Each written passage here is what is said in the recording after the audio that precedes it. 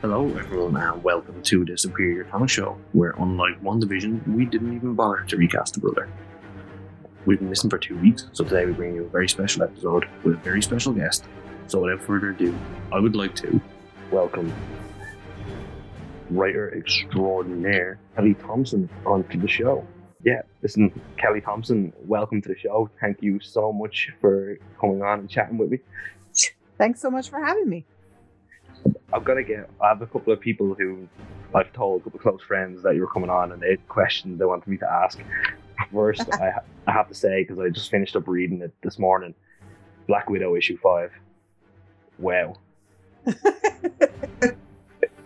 I still haven't processed it fully. Yeah. It's just... Well, that's good. The writing was incredible. I know it's a very cliche term, but it was an emotional roller coaster throughout the whole issue. Thank you. Yeah, it was for me writing it as well. And it was funny because there were sort of several stages of me feeling emotional about it. There was me writing it and sort of that was very emotional. But then when Elena's pages started coming in, they were so wonderful. And then when I did a lettering pass, a lot of times on the Black Widow book, I'm able to take out stuff I've written because she's just telling the story so well. We don't need a lot of nonsense, which I especially like in a Black Widow book because I feel like, yes, you want to be inside Natasha's head, but she's a character who plays her cards very close. She's not like a super quippy, sassy character. I mean, she's still got a very sharp sense of humor, and I love that about her. But she's someone who isn't really loquacious. She's not a big talker, and so that's been particularly a gift that Elena has given us by being such an incredible artist that she's conveying so much through pictures that I'm really able to pare back a lot of that and let it just speak for itself, which is a beautiful gift that she's given to all of us. And Jordi Belair, incredible colorist, has only made that stronger. And so when I was doing the lettering passes, matching up and cutting some of the stuff I'd written, I had a whole other emotional experience reading it. So it was. I'm really glad to see that for most people, it's really hitting, and they're having a great emotional response to it, and to Natasha as a character. I just love Natasha so much. She is, for myself, she's in my top Marvel characters of all time. And like you said there, with her, she's not a talker. So in my views, I always found that if Natasha starts talking or starts making jokes, you're screwed. Yeah. Yeah, it's not, I know some people have that take, and she's certainly whip smart. She could be that character, and I know some people see her more that way, but I definitely see her as she's a woman of action, not words, Yeah, she's a spy right down to every fiber of her being. Yeah. And the artwork you talked about there is with the art and the color and mixed with the writing, it doesn't feel like a superhero comic. It feels like a spy comic. Good. That's great. I love to hear that. I don't want to run away from her superhero DNA. I love that too, but I just think she's more complex than just that. So when I see her in a book, it's fun to see her with the Avengers and doing all that stuff. That's great. But in her own book, I want it to be more complicated than that, So I love to hear that.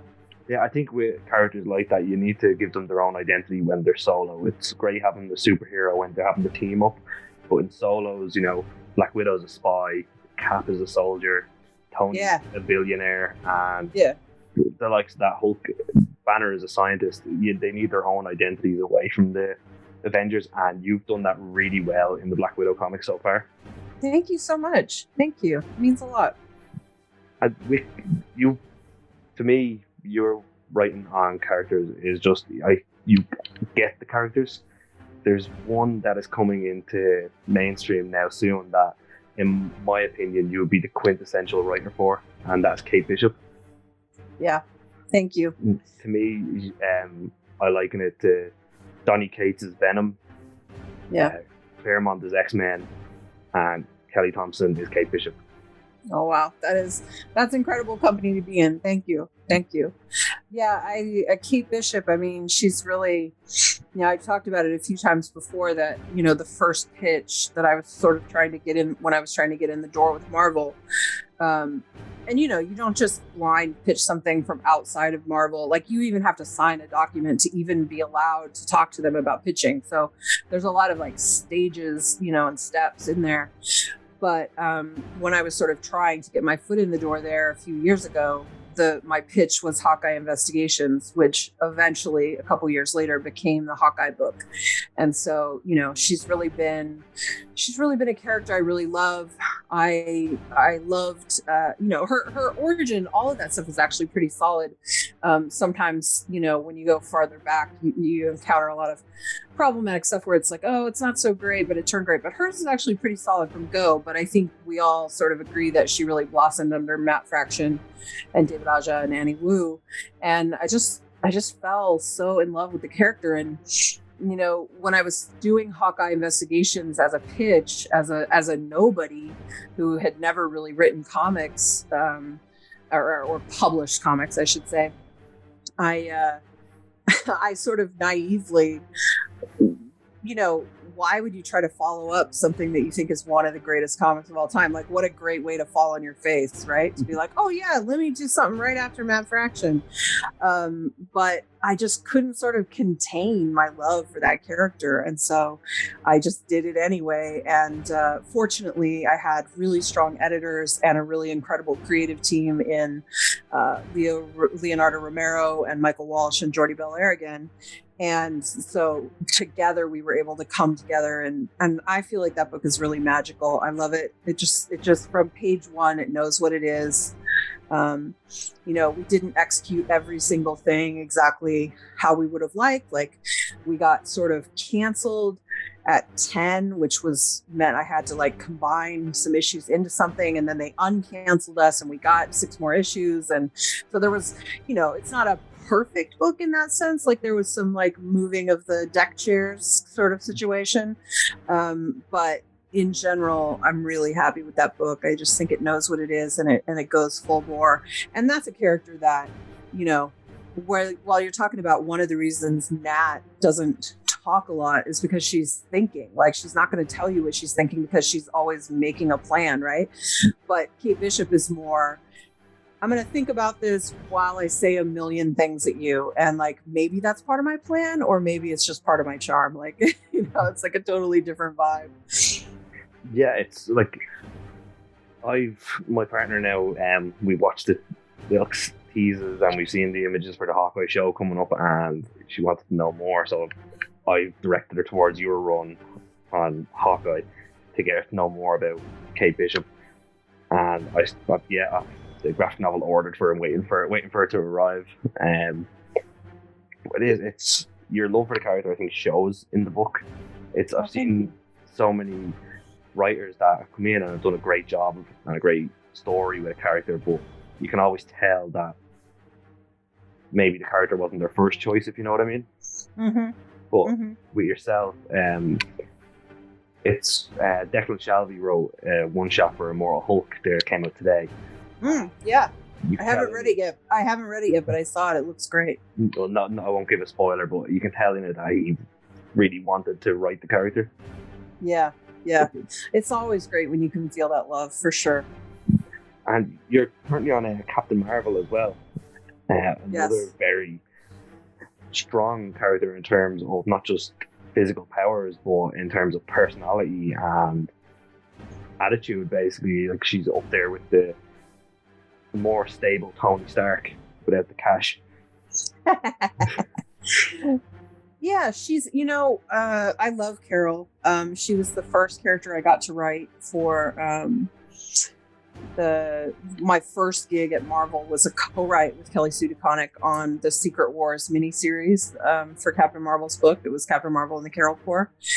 And so getting to write her book right at a time when the movie was coming out and, all of that stuff was like a really exciting, it was sort of like a way to full circle it, to like come back to that character. And it's been really great. It's funny because I feel like I try harder on Captain Marvel than any other book that I've done, because even though I love her, she doesn't come as naturally to me as some other characters that I've written. Like Kate Bishop's voice comes very naturally to me. Jessica Jones' voice comes very naturally to me. Black Widow, a little bit, but I tend to be more sassy and quippy and jokey, so I have to restrain that in myself to like make sure I feel like I'm getting that right.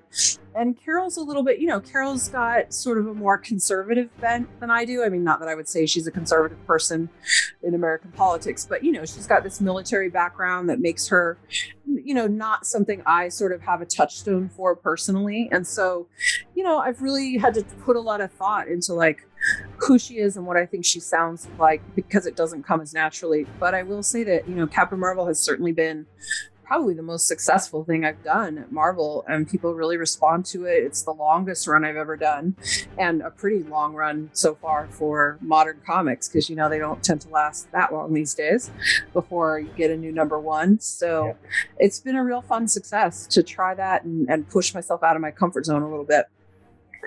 And it's shown, and with characters like that, like you said, that don't come naturally to you, is there a lot kind of longer that goes into the research process, or is it just you trust in your instinct and just take the ball and run with it? Yeah, I think you definitely, if you have this insecurity about it, where you feel like maybe it's not natural, you definitely maybe do a little more research and try to figure out what are the things in what has been done before that you like and that you want to draw on and expand on. So a lot of Kelly Sue DeConnick's run was stuff that I pulled from. And then I think it's about just sort of trying to lose yourself in that character. I use music playlists as writing prompts to help me get in the right headspace. So like Carol's playlist is pretty different, I think, than a lot of others. Like, my Sabrina the Teenage Witch playlist might share songs with the Kate Bishop playlist, because they've got that similar sort of young, peppy, snappy, detective-y thing going on. Yeah. But Captain Marvel, I feel like none of my songs would ever end up on another playlist for her, because it is different. It's a different energy. It's also, I really, it's the street level superhero stuff comes pretty easily to me, but like cosmic, really big stuff, you have godlike powers, that's harder. And so, I really have to push myself to try and make sure that I'm writing her sort of the correct way, Yeah, I think what you mentioned there, I think with street level ones, it's easy to put yourself in their shoes. Where it's like, with enough training, I could probably kick ass like that. Yeah, exactly. This isn't that far off. I could go to the gym and then be Kate Bishop. She doesn't have any superpowers. I could do that. But on the other hand, you have. I don't think I could possibly fly through space and have. Yeah, I definitely can't fly into a sun and restart it, no matter how many fit classes I go to. I'm pretty sure that's what CrossFit is for. I'm not. I haven't looked into it enough, but I'm pretty sure that's the main goal of CrossFit.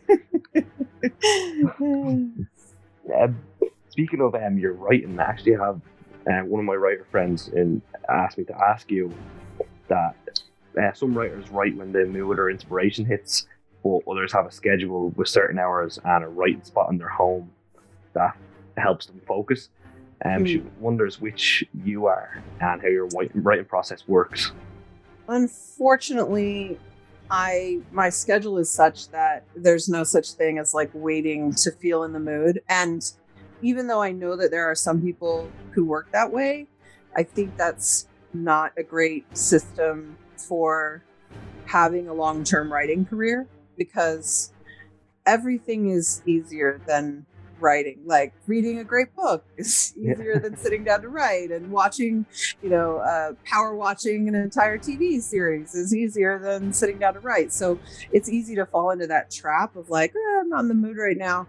You really got to force yourself. You got to find tricks, like things like my playlists really help switch my mind over into a different mode, things like that.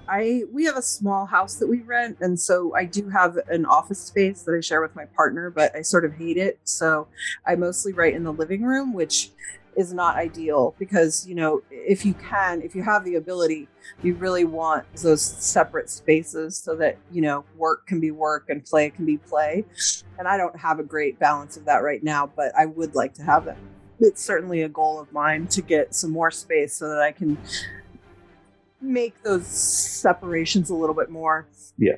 I tend to write better and more in the evening and very late at night, because there are less distractions. But the older I get, the harder that is on me, and the less I am willing to like pull an all-nighter to get something done. So I'm trying to readjust myself to be a more reasonable adult that keeps more reasonable hours. It's an ongoing process. I suspect my whole life I'll fight with finding that balance. I think it's one of those things that there are so many perks to the cool job that I have, but there are definitely some downsides that you really have to work on and try to figure out for yourself.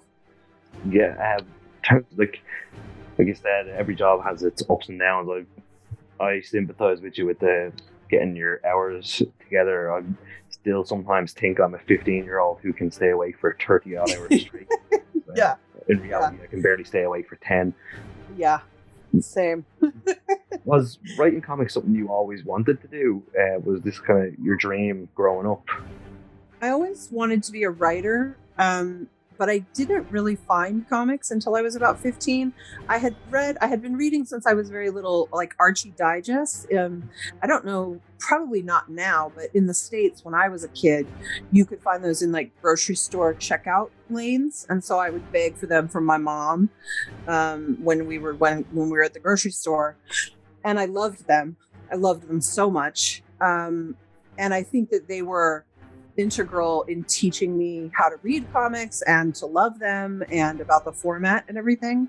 But I didn't really discover the world of comics and how broad it was and everything that came with that until I was a teenager. I think I was about 15. And so I had always wanted to write. And when I found comics, I was like, oh, this is it. This is it. This combination of words and pictures on the page. Like, I'm really into it. I think this is what I want to do. And I didn't really let go of that once I found it. I mean, I went to 2 years of college to study graphic design, but the whole time I was there, I was thinking about comics. And I even took a night class from the local comic store with a guy who was like an indie, who like made a zine and stuff. And so he taught a comics class and I took that. There's a really funny story that I was in this graphic design class and I liked it. It was really fun. I was enjoying it. I was learning a lot. I was enjoying college, but we had one assignment where we were designing packaging for drinks, and you could do the extra credit. Well, you were designing the bottle for some drink that you created and like a logo and all this stuff. It was really fun.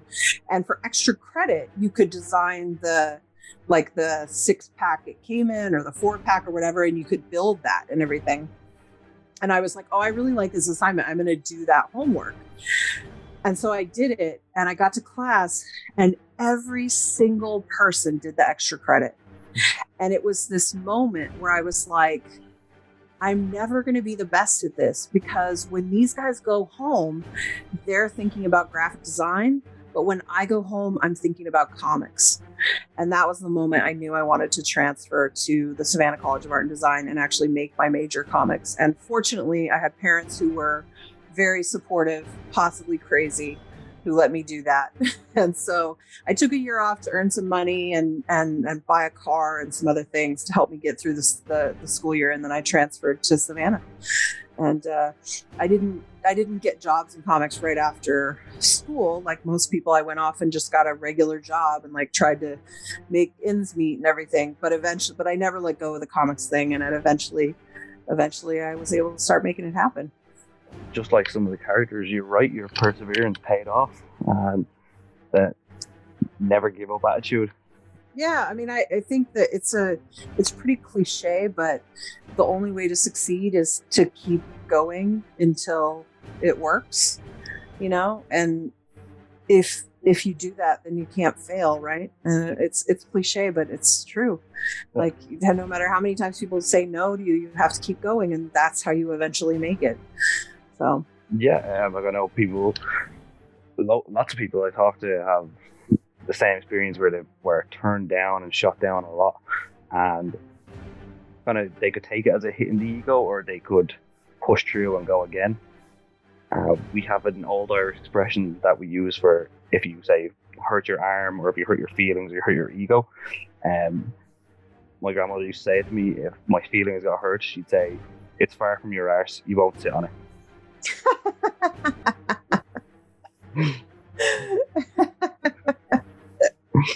That's great. So that was mine. And you actually mentioned there, graphic design is something I've been looking into for a little bit now as well. I really loved it. It was cool. It's fun for me. I have my degree is in journalism currently, and then I was kind of looking at moving into graphic design because the journalism jobs and trade in Ireland isn't amazing. Yeah. I took journalism because I love writing and I love talking to people like yourself, doing interviews. Yeah. Well, I think social media has really changed how all of that functions, right? And the continued sort of quote unquote death march of print media has made all of that trickier, right? Yeah. I assume it's the same for you guys as it is for us. It's unfortunate. Yeah, no, I mean, and everyone with a decent camera phone now can be a journalist. Yeah. And I mean, you even see it in comic book reviews, like one of the things that helped me get my start as far as it taught me a lot about comics and it helped me make some connections in the industry was I wrote reviews. I did an op-ed piece for a site that I wrote that was essays. And then I also was writing reviews, and that stuff, even in comics, there was never sort of enough of it, but a lot of those sites don't do that anymore. It doesn't exist anymore. So it's really it's tough business. Yeah, it seems like I suppose all the good jobs, if they were easy to get, everyone would be doing them. Yes, probably. How do you deal with, I haven't seen much of it myself now, maybe you haven't seen any of it, but how do you deal with, say, any negative reviews or stuff like that in terms of your books? Yeah, I just got called a misogynist today for Black Widow #5, so that was a first. That was a new experience. I think good criticism, quality criticism of comics is an important part of things. I think a lot of people don't know how to do good criticism, and so you have to learn. I like to look at that stuff because I find really well thought out, well-reasoned stuff makes me think and hopefully makes me better. But you also have to learn how to filter out the stuff that just isn't thoughtful, that isn't helpful, that isn't constructive. So it's a little tricky,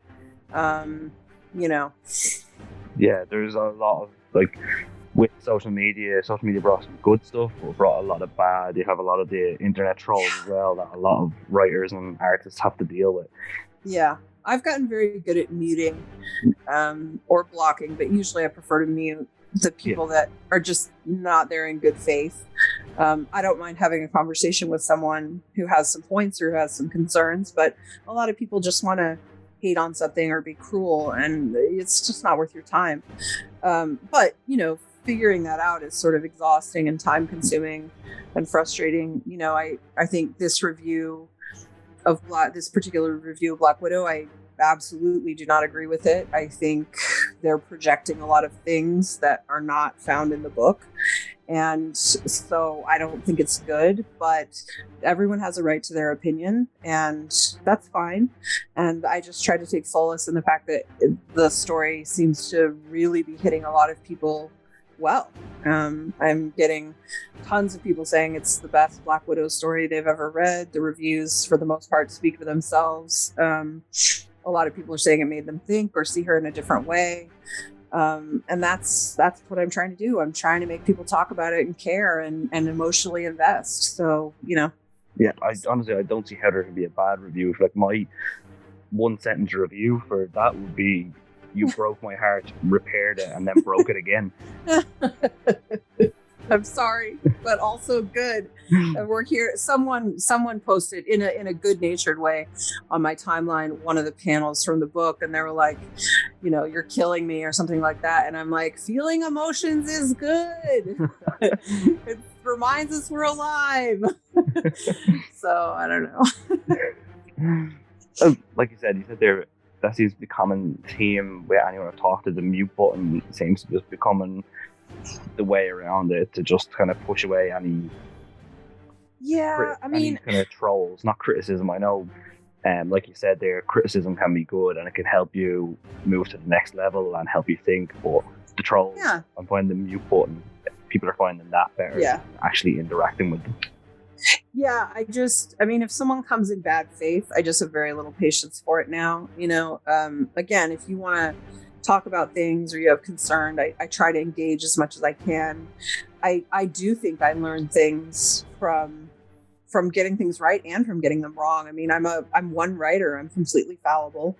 I'm a human person who cares a lot about my work, but that doesn't mean I always get it right. So I try to be open to what people think when they come in good faith. If they come in bad faith, it's the mute button for you. You can scream into the abyss. I don't care.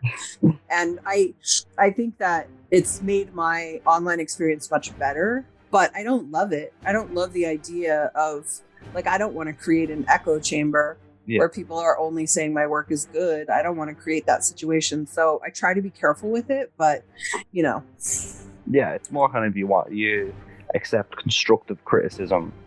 Yeah. But once it gets to abuse or hate, it's bye-bye. Yeah.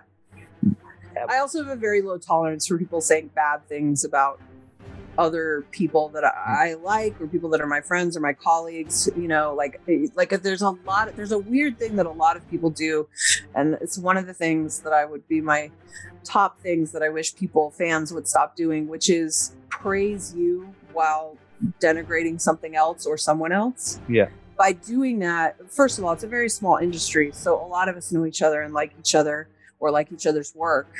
And even if we didn't, it's not a good look to celebrate shitting on someone else. So, by instead of just talking about this thing that you like, by wrapping it up in also shitting on something else or someone else, you've made it very hard now to have that conversation with you. I can't like that tweet and say thank you.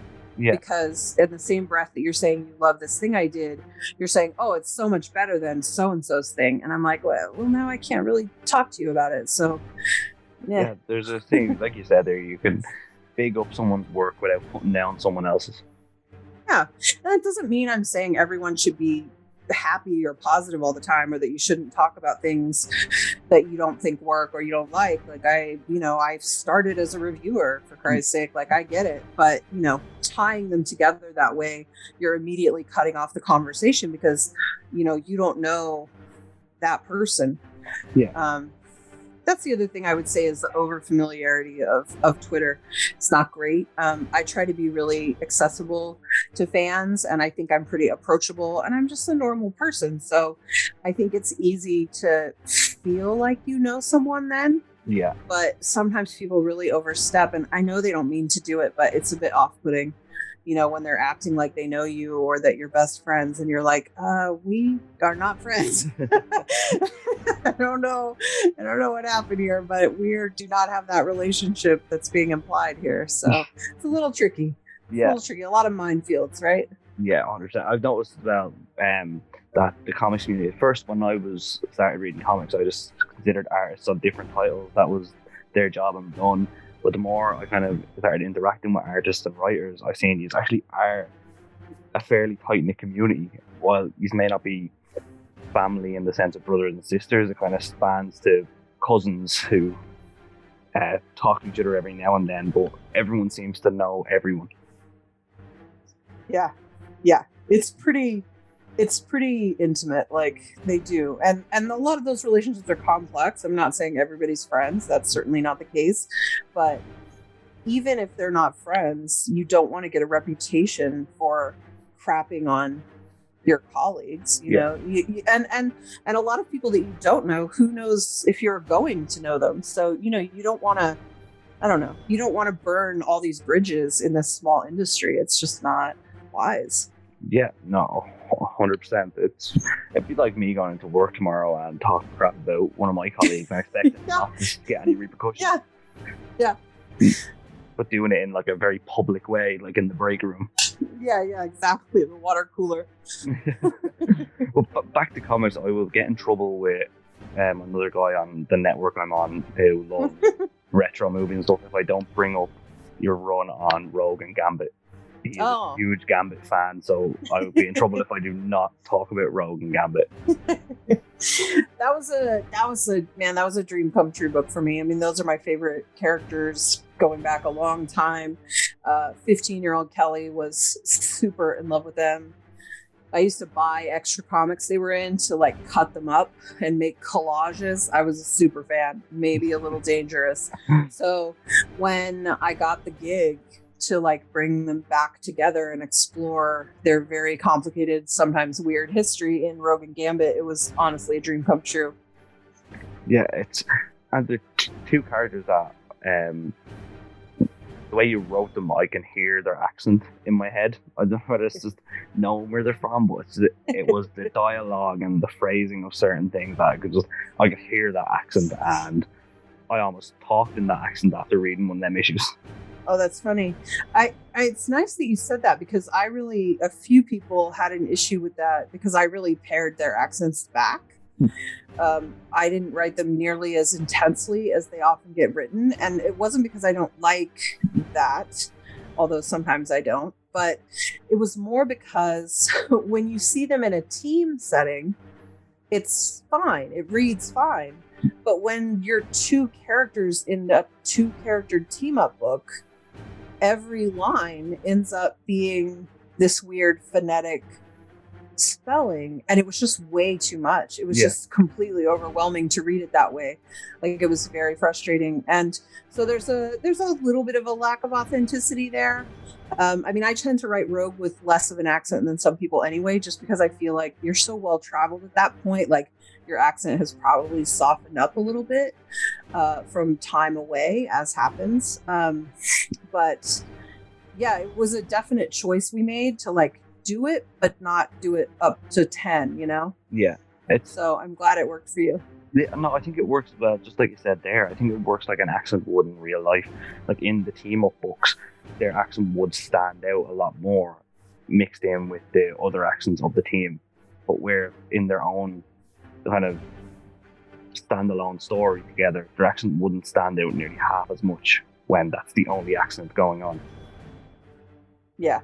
So I think that I honestly think your personal choice on that worked brilliantly, especially in terms of how I would see it in real life anyway. Thanks. So there's a compliment there. You don't need to dial it up to 10. Sometimes dialing up to 10 can be a bad thing. You've written so many comics that if I was to go through them all, I'd have you here until Christmas. But I would talk about Jessica Jones. We mentioned her there earlier on, and your run with her. She's, in my opinion, can be a very hard character to get right. I think you nailed it. Thank you. Especially like with Jessica Jones, there's a mental health aspect there that a lot of people cling, including myself, cling to, and it's something that we can relate to. Yeah. It's like, and I love you didn't tiptoe around it, but you didn't exploit it, if you know what I mean. It was there. Yeah. It was a part of her character, and that was that. Yeah. I think it's funny that some people get Jessica Jones wrong, because she really is one of the most relatable characters in the entire MCU. Like, you know, in the entire Marvel universe. She just, because she's a fuck up, like all of us, right? Like, none of us are doing as well as we'd like to be doing most of the time, you know? Life is a struggle, and you have your own personal issues that you're dealing with and your traumas and everything else. And so she's so relatable, and that was really important to me. I think one of the trickiest things for writing that book was, you know, except for, you know, barring her appearances in other people's stuff, she's only been ever written by Bendis in her own book. Yeah. And so it was really challenging and scary to step into those shoes. But it's a character I loved. It's one of the characters that brought me back to comics after I had gone to school and sort of drifted away from buying weekly books. Alias was one of the books that brought me back. So it's a big touchstone for me. I think it was sort of ahead of its time and some of the stuff it was doing. and its approach to storytelling and the kinds of stories it was telling in the Marvel universe. And I just love it so much that it was really important to me that I get it right. And I'm really happy with what we did. I wish we'd gotten to do more, but at the same time, I don't know. As much as I'd love to tell a million stories with her, and if Marvel said they wanted me to do more Jessica Jones, I would 100% say yes. There is part of me that's like, I don't know if I can do better than that Purple Daughter story. Like, I really went deep on Jessica and like her greatest fears and all that stuff. And I felt like it was really effectively done. I had an incredible team that sort of pulled it off so perfectly. So part of me is like, maybe that's where it should end, you know? But you've become with that now one of those writers that you were talking about there. There's someone's going to have to come in eventually, and it's going to be your shoes that are going to be the big shoes to fill. It'll probably still be Bendis's, but I appreciate the compliment. See, with her as well, I'm not sure if you probably did, since you're a lover of Jessica Jones. You watched the Netflix show. I did. I loved the first season so much. It was one of my favorite things Marvel's done. Yeah, would agree. Yeah, I think seasons 2 and 3 are more of a mixed bag. Yeah. I didn't like what they did with the Patty character at all. I didn't like some of that stuff. But I still think Jessica Jones herself is very well realized there.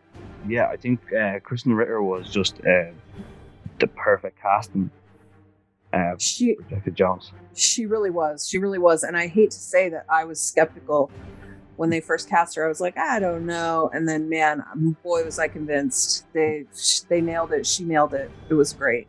Hey, don't feel bad about that. I'm ultimate. I've been a Spider-Man fan my entire life. I have him tattooed on my body. And when Tom Holland was cast, I was skeptical. You know why I wasn't skeptical?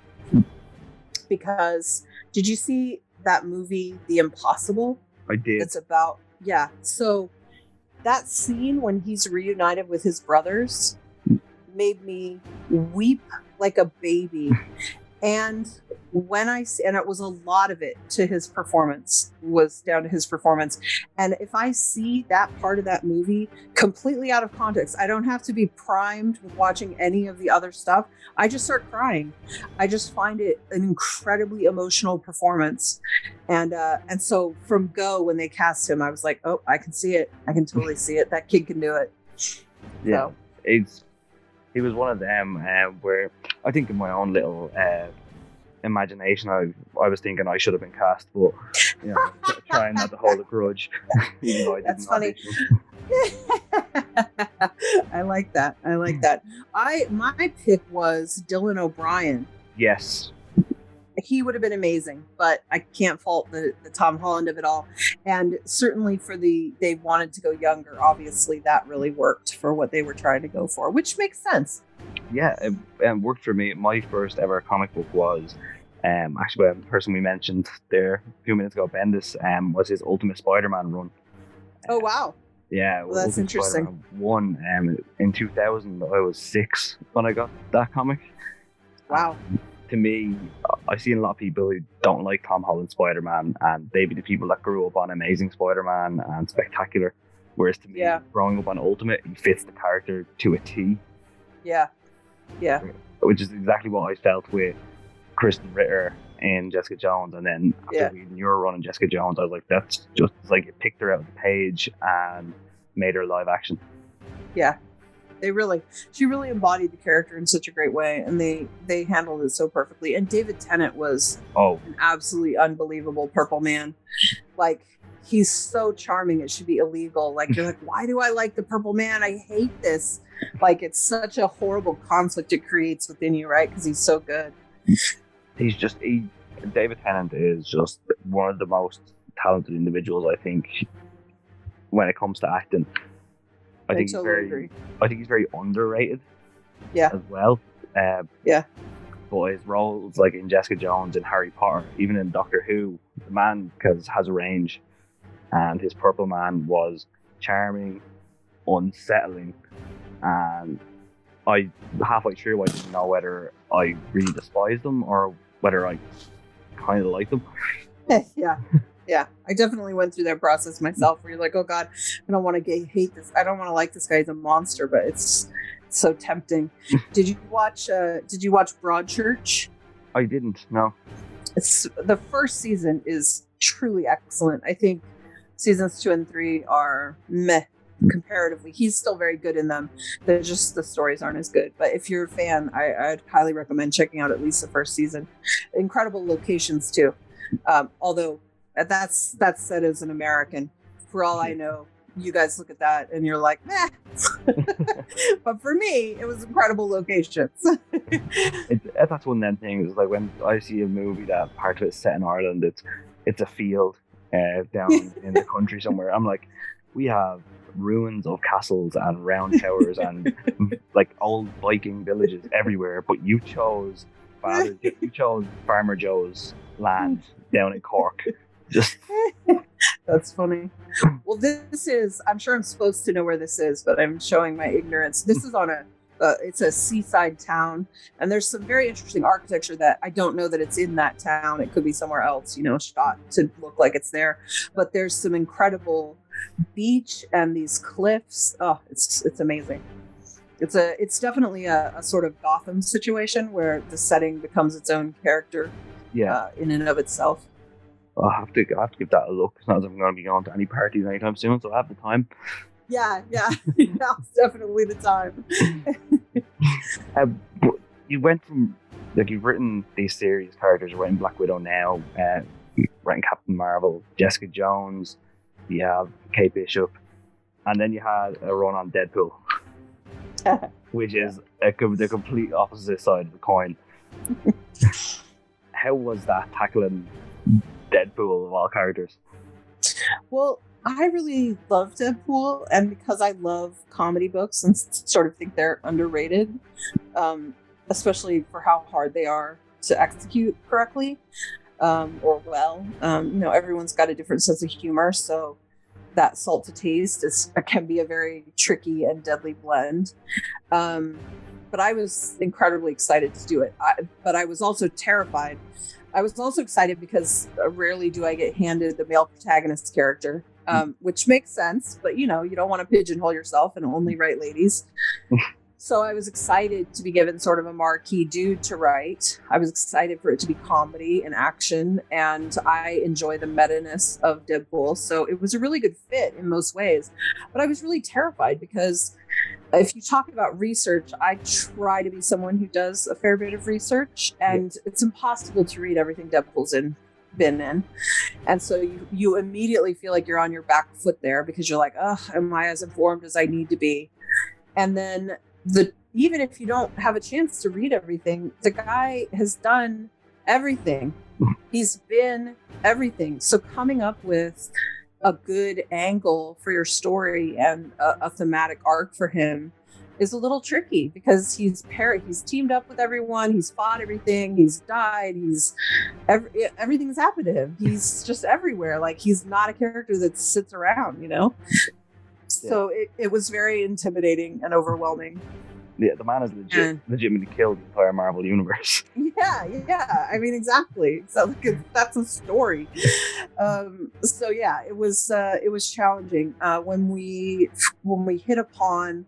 I think early on we were talking about doing more of a Seven Samurai, Magnificent Seven kind of thing, where he was sort of assembling a team for a special mission. So we were always going to use sort of an extended, like, really weird cast. That was always the intention.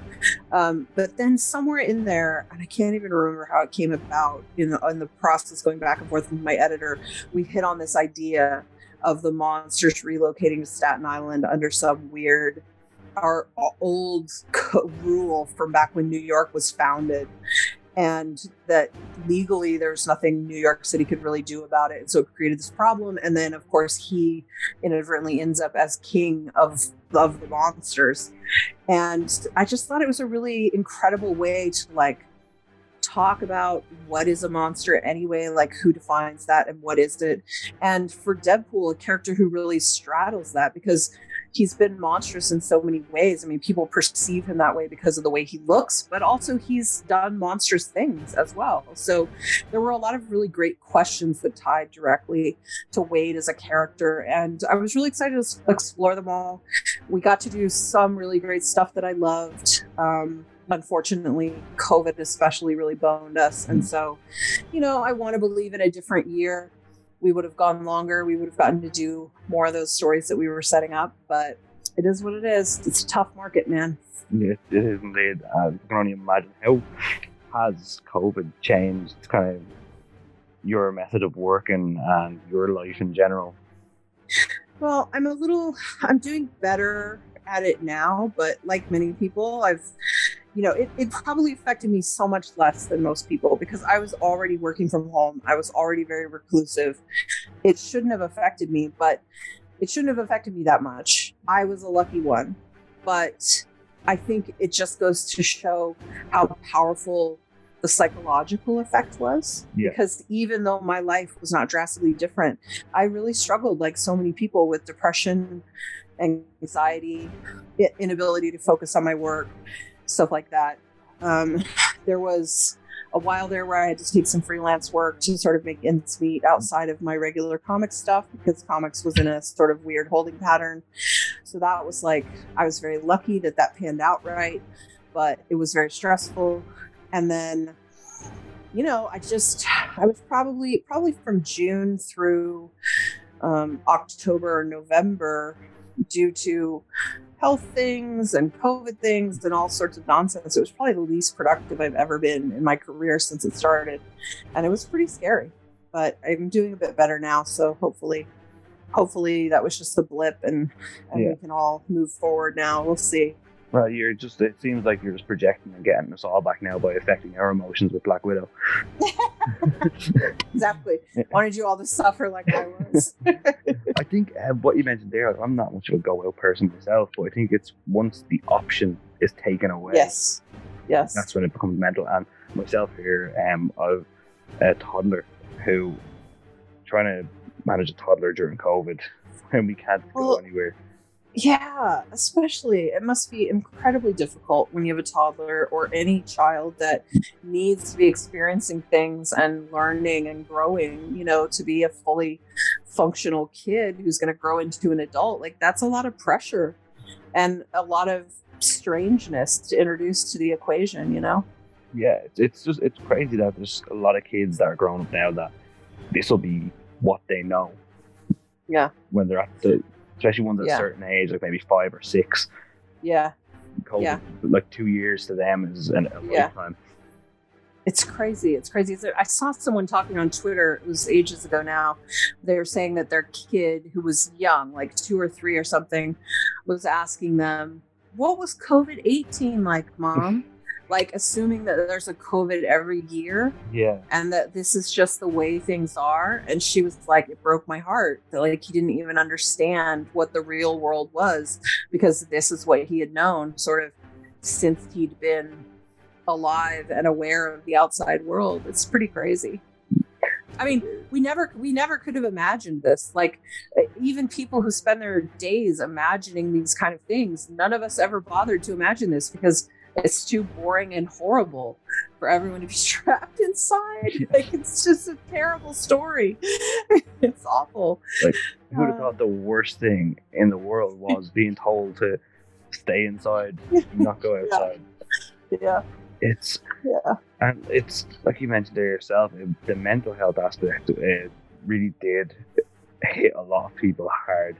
A lot of people, I think, were not expecting it to hit them as hard as it did mentally, but yeah, I know myself personally and a couple of my friends, there was a stage where you just feel trapped. Yeah. And I'm glad to hear that you're out of it now and you're breaking everyone else's hearts. So just spread the suffering around. It's the only thing I can do. We'll all suffer together. Speaking of suffering, I am after getting messages in constantly, not people knowing I'm on this call to you, and someone told me to ask about Jeff. Oh. What? Anything specific or just in general? Literally, just ask about Jeff and exclamation point. So Jeff is the best. Jeff's a Landshark. I hope he will take over the world any minute now. I want him on lunch boxes. I want a cartoon. I want it all. I was saying I wanted him to show up in Deadpool 3, and that's still true. But now I'm afraid that after I've said it, because Deadpool, the movies, are not afraid to kill things. So true. I'm afraid Jeff might die if he goes into Deadpool 3. But, or 4, or whatever number they want to put him in. I believe he is going to be staying in the Deadpool book for a little bit, whatever book they relaunch. I don't know for positive, but my editor asked for permission for, he was like, are you cool if we, I don't know if you have plans. And so we agreed, as long as he would be safe, that he could stay in the book for a while. But he will be exiting that book eventually. But separate from that, out of that continuity, just its own little thing. It hasn't been announced yet, but I'm doing a thing with the incredible art team Guri Hiru, who are big fans of Jeff the Landshark. They sort of draw him into things all the time as an Easter egg. And they really love him. And so we're sort of partnering on a thing that hasn't been announced yet. We just put this first teaser image out. I'm not sure when that's going to get announced, hopefully in the next couple of months. It's really fun. It was literally the most fun thing I had doing last year at a time when everything was really dark. This is very light and very great. And I'm working on something else that I hope is going to happen, but I can't talk about yet. And Jeff will probably be involved in that thing. So expect a lot more Jeff. Yeah, a lot more Jeff content to come.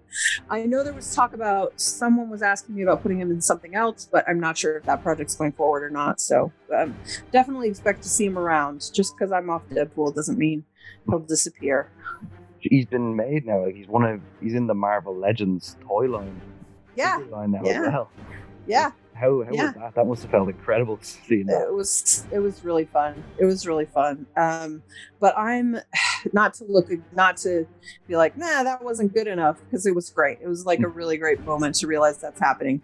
But I really want a Jeff Funko and a Jeff plush. That was my next question. I feel like both of those would be super cute and be big sellers. So we'll see. Yeah, that's my next question was, have we heard on? Are we expecting a Funko Pop? Because I need that for my collection. I'll definitely push on the people I know. Let's see if we can get there. But I these things take time. Yeah, true. And even though Jeff has got like a really great cult following, I mean, the whole toy market is like a whole different level. I mean, that's for really popular stuff, So it's like, you don't go and launch a thing on the toy line. You launch a toy line after the thing has become super popular, So I think we're not quite. I think Jeff could break that. It's a shark with legs that walks on land. I just see dollar signs every time. I think of that. Same. I ain't preaching to the choir. I mean, I'm looking right now at a knit stuffed Jeff that someone made and sent me, and it's like the greatest fucking thing in my house. I love it so much, and everyone should have one. It's the greatest. I'll tell you, give it 10, 15 years, the first appearance of Jeff the Landshark is going to be going for thousands. Let's hope so. You're going to see it on Pawn Stars and everything. It's going to be on all them pawn shop shows. More like Storage Wars, maybe. Like unearth a box of comics with him in it. just open a box and there's just a lot of pictures of a shark with legs. With no context. But with this last question, you're probably sick of me asking questions about Marvel. I do have a question about another company you worked for. But before we get off Marvel, is there any character you haven't had the chance to write that you would really love to write? Well, I got to do a little bit of SpiderMan in that short. I was part of the I forget what it was called now. SpiderMan. What the hell was the name of that thing?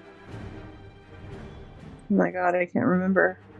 So I'm getting old. It was like 8 or 10 writers and artists doing a continuous Spider-Man story where someone wrote 10 pages and then you picked up off of that kind of thing. So I got to have a little taste of Spidey there. I think, you know, he's one of the brass rings. You want him. I think even though I'm a big fan of Spider-Man in general, I think I didn't know that I was really had that character down. And then someone was like, it's not that different than Kate Bishop. And I was like, oh my God, you're right. I was like, there are a lot of similarities in like a great way. And that makes it really relatable to me. And that made me really crave getting into his skin and doing a story with him. I think it's no secret that Elsa Bloodstone, who I've gotten a chance to write a lot, I'd like to write her more. I keep inserting her into things I'm doing when it's appropriate, sometimes when it's not quite appropriate. My favorite thing to do with her would be a new Next Wave, although that is very much like me pitching Hawkeye following Matt Fraction. It's like, why would you try to set yourself up to fail? Like, Next Wave is almost a perfect book, so why would you go try to do more of that? I don't know why, but well, your track record is that. Yeah. Well, so I mean, that's something I would love to do. I think, you know, sometimes I never really thought I would want to write Cap because it's not a character that I've had the same sort of love for that I've had for other characters, maybe, and also because the military aspect of Carol is one of the things that felt the most foreign to me, and so certainly that's a huge part of Cap. But I did get to write him just a little bit in Captain Marvel in my last Avengers storyline, and a lot of people really responded to it powerfully, and it made me think like, oh, maybe I do have something to say with Cap. You know, like, who else? I feel like, I mean, I would love to do, I did get to do a lot of She-Hulk in A-Force, but I would love to do a She-Hulk book. That remains a sort of favorite project. I'd like to do more stuff with the X-Men too. I mean, Emma Frost is one of my favorite characters. Magic is one of my favorite characters. I love the whole X-Men thing. Mystique. I mean, I feel like I should email Jonathan Hickman every day to be like, when are we finishing this Mystique story? I need it. I need to know about she and Irene. What's happening? Like, I feel like I should start harassing him. I'm glad that's finally going to be a story, you know, and I can't wait to get it. So, yeah, I have again. It's, people want to see you write everything from my experience. One of the guys in my group chat literally said, tell her to take over the Avengers after Aaron leaves. Oh, yeah. I mean, listen, Avengers is a thing I would love to do. And I would love the challenge of it. But part of me wonders sometimes, like, if I'm not a good fit for that, because I tend to lean more and be at home more in sort of more intimate stories, like the Black Widow story, like the Jessica Jones stuff. And we talked already about the street level stuff, sort of comes a little more naturally. So, you know, the world ending every 3 issues is harder for me. I mean, maybe it's harder for everyone, but, you know, I feel like I would really have to have a great idea to feel like I could step into those big shoes, you know? With your, like you said, you prefer the more personal stories. I would, like, you got a chance to write Spider-Man. I would love to see you write Spider-Man in some of his darker times. He's a character that I've always related to since a kid, the masking insecurities with humor. I can't build my own web shooters or stick to walls yet, but I'm working on it. But I think you could write his more personal and more looking into himself stories really well. Yeah, I would hope that's what I would sort of bring out in it, but you know, you never know. Well, if you're ever on Spider-Man, I will be pre-ordering immediately. Thank you. Jumping off Marvel again, like staying on my childhood. I'm being very selfish with you here, asking my questions from my childhood. But no, that's what I'm here for. You've done your run for Boom Studios on Mighty Morphin Power Rangers Pink. Yes. And I loved it because the Pink Power Ranger was my first crush growing up. And I love the Power Rangers. I still have a bit of a soft spot for them. Yeah. I was kind of wondering yourself, what was your experience with the Power Rangers before getting to write that book? Well, it was sort of a tough book because, I was very excited to be on it, and it happened pretty early in my career. It was a pretty big get for me. And Brennan Fletcher is one of the best people in comics. I just love him, and so to get to do it with him was really cool. And Daniel Di Nicola, I'm probably butchering his last name. I'm sorry, Daniele. I knew he was going to be great on that book. I knew he was going to be wonderful. And even though Boom was great, we had a real hard time with Saban. It was a lot. It was a lot. And it didn't go great. And so at some point, Brendan and I sort of stepped off and they let Teenie Howard do it. And I think she did a great job. So I basically plotted it, and we wrote the first 2 issues, I think. And then Teenie took it over. But she did a great job. It just wasn't a great experience. And there was also a thing where, even though I appreciate where Power Rangers falls in sort of their importance of their role in superhero development and media stuff, it wasn't it's not a property that I'm personally super connected to. Yeah. I think I was a little too old to connect with it, like when it was really super popular. I had sort of already kind of moved on. And so I just don't have that personal attachment to it. I think it's cool. I think there's a lot of cool stuff you can do with it, especially in things like comics where, sort of the sky's the limit with making crazy stuff happen. But yeah, it wasn't like an emotional touchstone for me the way some other stuff that I've gotten to do has been. So that made it a little bit easier to walk away, but not really. I always get really invested in whatever project I'm in. So it's always hard for me to step back from it. Yeah. No, I can understand that. I did hear, I'm probably stopping myself ever getting anyone from the company on the show before, but I have heard that issues with Saban in the past from many people.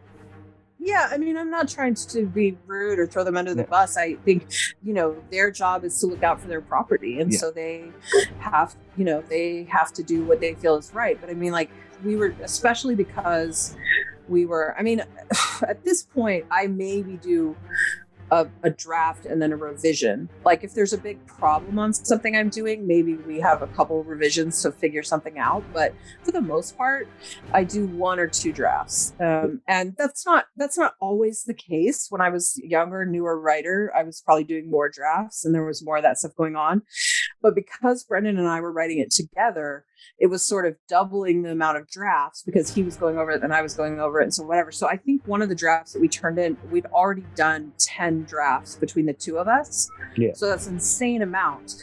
And they came back and there were notes on every single page, like many notes on every single page after we'd already done 10 drafts. And I think they wanted it turned around in 24 hours. Oh, wow. And we were like, no, that's not realistic. Like, you're crazy. Like, that's not even, it can't be done.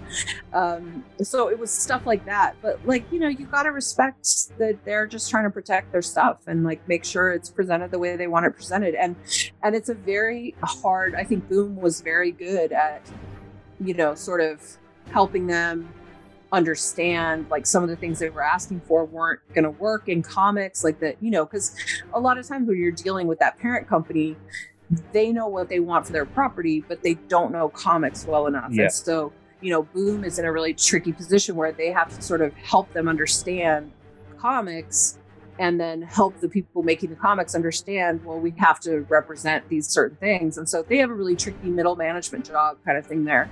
And the people I worked with were fantastic. But it was challenging for sure. Yeah. And it was happening right as I was moving across country. And like, there were a lot of other factors too, literally like New York to Portland, Oregon. It was crazy timing. It was nuts.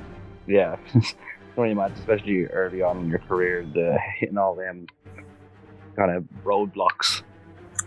Yeah. It could possibly get overwhelming, but it came through on the other side and you seem like a modest person, so you probably won't admit it, but you're now one of the top comic writers going at the moment. Well, thank you. That's very nice of you to say. I do not think of myself that way, which is maybe it's modesty, maybe it's self-deprecation. I think also there's a thing I do, which I think a lot of creatives do, which is you sort of protect yourself from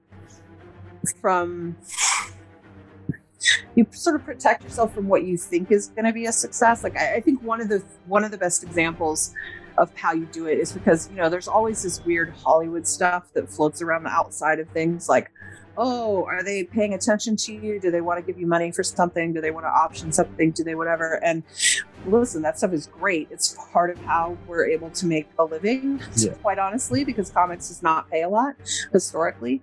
Some people make a lot of money, but most people are, they're working really hard to make their money. Yeah. And you have to write multiple books, blah, blah, blah. Artists have to do commissions on the side. It's like a whole thing. But so that Hollywood stuff, I'm not trying to denigrate it, just like anyone else. I'm excited about it and you get excited, but very few of those things go through. And so you sort of teach yourself early on to like not, walk in to the room with your friends and be like, I'm gonna be famous. They're making my movie. Because guess what? Your movie's probably not getting made. And so you learn pretty early on, like, be reasonable about these things, be rational, like don't get overly excited. But there is a downside to that where then you suddenly seem like somebody who doesn't even appreciate the great things that are happening to you. So it's a little bit of a fine line. I got a talking to from a friend of mine recently. He's like, you are way too hard on all of this stuff. And I was like, I think it's just a reflective, like, protect myself thing. And he's like, it is, but you're not recognizing like what you're doing and how well it's going for you. And it's annoying. I was like, all right, fair enough. Are you sure you don't have a bit of Irish in you? That sounds a very, very Irish thing. I'm sure I have some Irish in me. I mean, they're definitely white as they come. So I'm sure it's like Wales and Britain and Irish and, it's all in there. Yeah, no, I do get what you're saying. And I found that with a couple of people that they not fear, but they're very skeptical about giving themselves the credit they deserve. And a lot of the time they don't even realize they're doing it. Yeah. I did really seriously just in the last 2 weeks, a friend sort of was like, you're doing really well. You need to like stop acting like that's not happening. And he didn't say this, but part of what I thought in that is that, yeah, because things aren't always going to go that well. And so if you're not enjoying it while it's happening, what's going to happen when it's no longer happening, so yeah, you better be happy about it while you have the chance, which is a really negative way to look at a positive thing. So I don't know. This is just my problem, I guess. Well, I'm sending the look at the Irish and making a prediction now that within the next, let's say, 5 years, you are going to be minted because they're going to make a Jeff the Landshark movie. Let's hope. Or at least a cartoon. I mean, maybe we don't have to shoot for a movie, but we could get an animated show, right? I'd say if we're going animated show, I'm saying within the next 2 years we're getting an animated show that Jeff the Landshark has already taken off to a cult following and it's going to become worldwide. You're going to be taking that shark on tour. Well, when this thing comes out this year, definitely shoot me an email or a tweet or whatever and let me know what you think, because I'd love to hear. Oh, 100%. Look, I won't keep you for too much longer. You're just getting towards the middle of your day now. I'm getting towards the end of mine. Time is such a weird concept. It is, isn't it? I feel like I'm time traveling here. I'm talking to someone who's 8 hours behind. Look, I'm extremely appreciative of you coming on, and my mind is swimming with everything you've said. You were incredible to talk to, and usually I'm very nervous, but you control this. You put me at ease, and that's so nice. It's something not many people can do when they're being interviewed, if that's what you want to call what I'm doing. Just a conversation. That's good. It's just chat. If it wasn't for COVID, we'd have the tea and biscuits out. But yeah, listen, I usually ask the writers I have on about their next work, but I've learned over the last while that most of the time they can't really talk about it. It's true. Yeah, so it becomes kind of an anticlimactic question to end it off. That's very observant of you, because that is 9 times out of 10 the last question people want to end on. And I'm always like, give a quick recap of like, oh, I'm Captain Marvel's still going, Black Widow's still going, and then there are 2 things I can't say anything about. I hope you like them. It happens every time. So you're very smart to pick up on that and like move away from it. It's not a great ender. No, it's the journalism in me. But I will end with asking you to tell me who the term I use is who your baby is. Who is your favorite character you've ever written? Oh man, I think I have to say Kate. Kate. Yeah, I mean Jessica Jones and Nat, especially after this story, really pull at me. And Nat is the character I sort of tried the hardest to get my hands on. Like this pitch for her book that I did now, I pitched like 3 years ago, I think. And it didn't go through just because they had other things they were doing with her. And so I tried pretty hard to get harder than other characters to get my hands on her. But Kate, I don't know. I just love her. There's something really effortless about her. She's like, I like that she doesn't have powers and she just never gives up.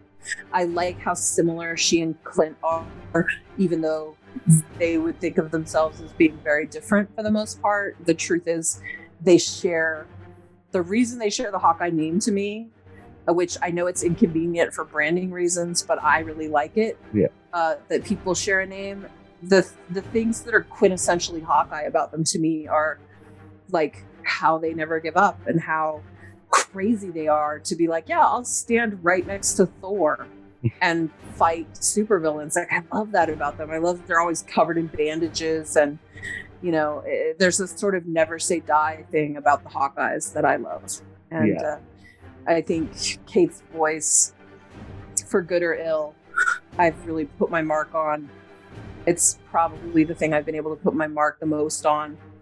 And if it shows up in the show, I'll be really happy about that, Yeah, no, and I'll give you just a little bit. Until I done my research more into Kate Bishop a couple of years back, I thought you created her. Oh, really? Because of how you wrote her, I thought this is the person who created the character writing the character right now. Oh, wow, that's funny. That's a really wonderful compliment. Thank you so much. No problem at all.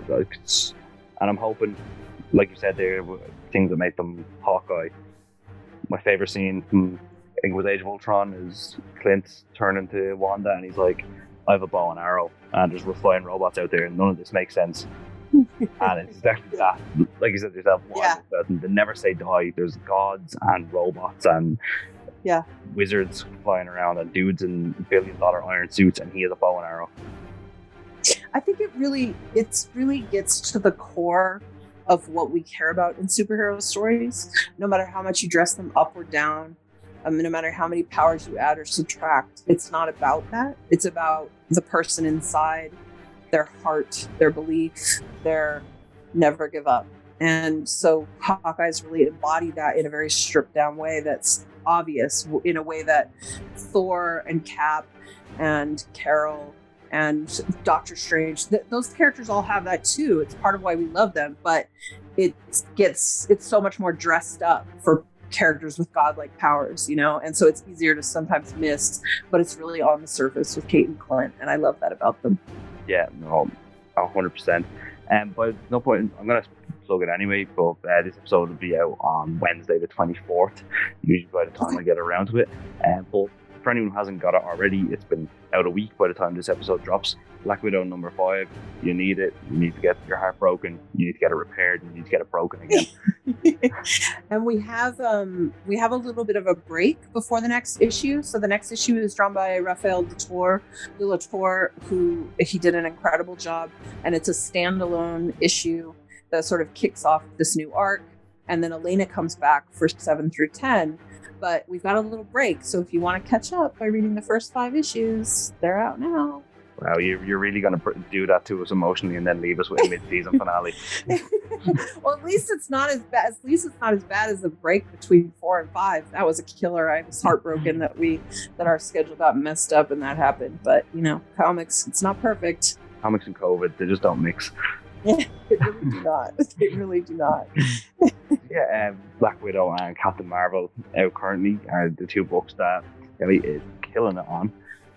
And honestly, my personal opinion and my personal advice is if you see the name Kelly Thompson on the cover of any book, you should pick it up. Oh, thank you so much. But listen, Kelly, in Irish, I've started to do this lately to bring more Irishness into it. In Irish tongue, Gurv Mila Mahagut, which translates to thanks a million, basically. I love it. So there's a bit of Irish knowledge for you now. You can break out. I appreciate it. I need all the knowledge I can get, so I appreciate it. I'm extremely appreciative of you coming on, and I would love to have you on again soon. Yeah. I'd love to come on. And make sure to send me a link or a tweet or whatever when the episode goes up so I can blast it out to everyone, okay? I will indeed. You're going to make me famous. So I'm going to be the new Jeff the Landshark. Let's not give me too much power. Go right to my head. Really, thanks a million, and stay safe, and I'll talk to you again soon.